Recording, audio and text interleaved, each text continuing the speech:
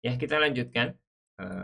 Jadi kita sudah membahas mengenai pertemuan dua huruf, ya.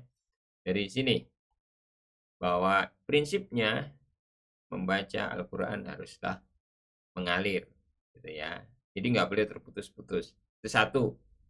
Karena begitu terputus, nanti hukum tajwid ini udah nggak berlaku lagi. Maksudnya ketika dia sedang wakaf itu bisa jadi hukum hukum idgham tidak berlaku, gitu ya. Kalau wasol dia berlaku. Makanya prinsip bahwa bacaan mengalir itu harus kita pahami dulu. Ya, seperti Bismillahirrahmanirrahim. Nanti kalau kita putus bismi, di sini nggak boleh lahi, tapi Allahi. Ada alifnya dibaca. Ar-Rahmani. Jadi Ar-Rahmani, nggak boleh Rahmani saja ketika kita putus. Makanya harus mengalir. Nah, dengan mengalirnya itu timbullah suatu perubahan jika ada yang berubah. Jika tidak berubah, maka hukum asalnya adalah idgham. Perubahan itu ditinjau dari dua huruf yang bertemu. Dua huruf itu ditinjau dari makhraj dan sifat. Kemudian kita kasih nama yang yang makhrajnya sama, sifatnya sama, mutamasilain, makhrajnya sama, sifatnya beda, mutajanisen, dan terusnya ya. Kemudian harokat yang ada di huruf itu, sakalnya ada harokat atau sukun, kita kasih juga tanda yaitu kabir, sogir, mutlak, dan iltiqaus sakinain. Nah, begitu tinjauannya, semua elemen kita tinjau. Ya, makanya saya sebutnya sebagai catatan ilmiah karena insya Allah kita tinjau secara ini contoh yang bertemunya dua huruf, sogir, kabir, dan mutlak. Ya, bisa dilihat kembali. Kemudian pelafalan huruf itu akan jika ada perubahan, jika tidak ada perubahan maka semua adalah idhar. Idhar artinya semua dibaca jelas. Ya. Nah, atau jika ada satu aturan tertentu maka dia dimasukkan atau idgham. Idgham ada idgham sebagian, ada idgham yang penuh atau amil sebagian nakis. Kemudian untuk nun sukun atau tanwin itu kita ada tambahan pelafalan yang kita sebut sebagai ikhfa dan iqlab. Jadi itu aja hukum tajwid ya. Ini bagannya diagram Venn-nya ya, ini diagram Venn. Oke. Nah, ini contohnya, kemudian kita coba fantasinya kita ulang juga yaitu idhar. Idhar itu harus jelas. Walaupun sebenarnya jelas di sini adalah yang mat kita baca mat, yang qalqalah kita baca qalqalah, ya kan? Yang gunnah kita baca gunnah itu idhar sebenarnya. Gitu loh. Tapi kalau ketika berubah idgham dia jadi masuk. Ikhfa dia jadi ada dengung, ada samar gitu ya. Jadi tidak idhar. Nah, kita coba ingatkan apa itu idhar. Satu, rumus idhar 3T. Tidak memantul, tidak memantul, tidak ditahan, tidak memanjang. Lembutkan saja. Jadi semua yang dibaca idhar itu tolong dibaca sesuai makhraj sifatnya secara sempurna, secara lembut gitu ya, tidak takalluf.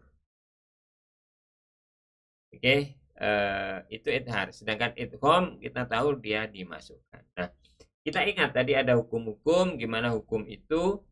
Nah, kita ingatkan lagi fantasinnya. Mungkin bisa dilihat video khusus tentang fantasin yang khusus fokus tentang lagu, tapi di penjelasan ini kita jelaskan juga. Misalnya untuk fantasin nama-nama hukum tajwid tadi, yaitu rumus hukum tajwid. Rumus idgham bi gunnah selalu ditahan, melibatkan rongga hidung.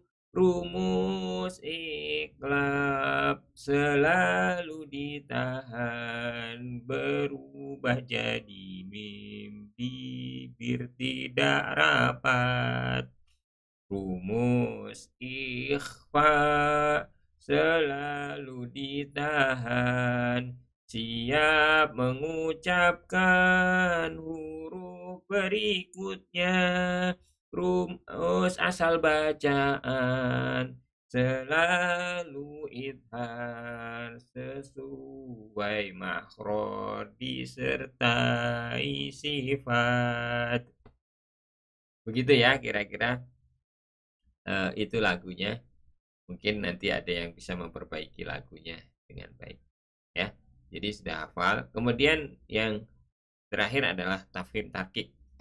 Tafhim atau huruf tebal, tarkik huruf tipis. Secara pelafalan individual, kemarin kita sudah bahas.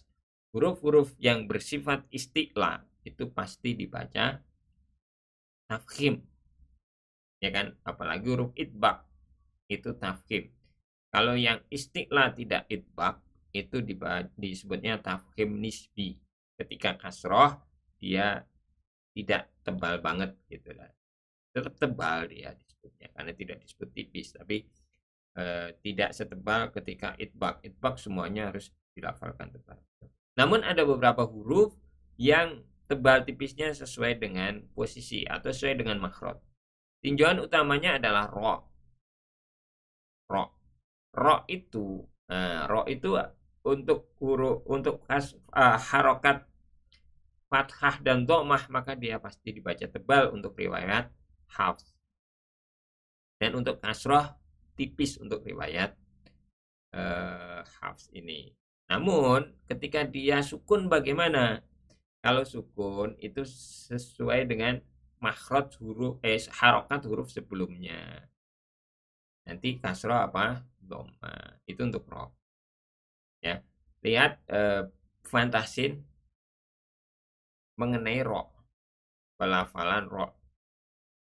Ya, nanti lihat fantasinya. Ini kita enggak perlihatkan fantasinya di sini. Tapi kita lihat saja ini. Jadi ini ro. Ya, tadi kan ro itu dibaca tebal kalau harokatnya fathah dan dhammah. Dibaca tipis kalau harokatnya kasroh. Nah, kalau harokatnya sukun bagaimana? Tergantung huruf sebelumnya. Kalau kasroh berarti tipis, kalau fathah dhammah berarti tebal. Walaupun ada pengecualian, kecuali kasrohnya dari hamzah wasol, kecuali setelahnya huruf istiqla, gitu. Tapi ada ro yang boleh tebal, boleh tipis. Biasanya kalau sukun, sebenarnya dia berharokat kasroh, tapi sebelumnya fathah.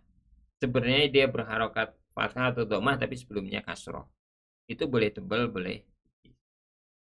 Jawazul wajah ini, ya kan? Ini fantasinya kita bisa ingat-ingat kapan ro. Sebenarnya gampang sih kapan ro itu bersifat tebal dan tipis. Walaupun kalau kita rincikan cukup panjang kondisi atau aturannya, tapi ketika kita sederhanakan juga sederhana saja. Gitu ya. Fantasinya bisa kita dengarkan. Huruf ro selalu dibaca tafkhim apabila ada fathah atau dhammah. Huruf ro selalu dibaca tarkik apabila ada kasroh harokatnya, kecuali hamzah wasol, kecuali huruf istilah. Huruf ro yang jawazul wajhaini baca sesuai huruf yang menyertainya. Huruf ro yang jawazul wazaini baca sesuai dengan huruf yang menyertainya. Itu kira-kira lagunya seperti itu untuk ro tebal tipis. Sedangkan nanti ada tebal tipis untuk lam, ya. Lam itu dalam riwayat Hafs itu dibaca tebal hanya dalam kondisi lafadz Allah, lafdzul jalalah. Dimana lafdzul jalalah pun harus sebelumnya harokat fathah atau dhammah. Sedangkan untuk sebelum lafdzul jalalah, sebelum lafadz Allah harokat kasroh, maka dia dibaca tipis. Bismillahi, lamnya tipis. Allahu, ya kan? Allahu akbar. Ya, itu lam tebal dan lam tipis. Sudah ingat masalah tebal tipis? Tebal itu artinya menggema suaranya di dalam rongga mulut, sedangkan tipis tidak. Demikian untuk materi kita, tutorial di materi kita untuk pelafalan huruf dalam kalimat. Ya, semoga Allah memfasihkan kita dalam melafalkan Al-Quran.